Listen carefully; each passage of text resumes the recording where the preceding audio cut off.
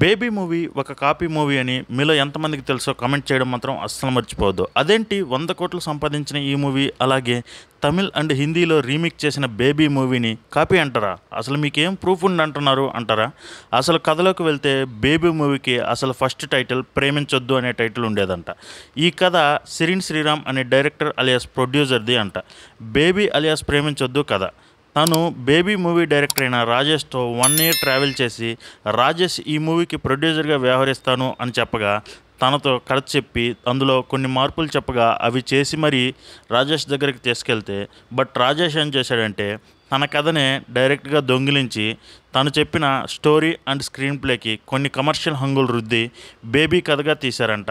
ఈ ఆరోపణ నేను చేస్తుంది కాదు, డైరెక్టర్ సిరిన్ శ్రీరామ్ గారు.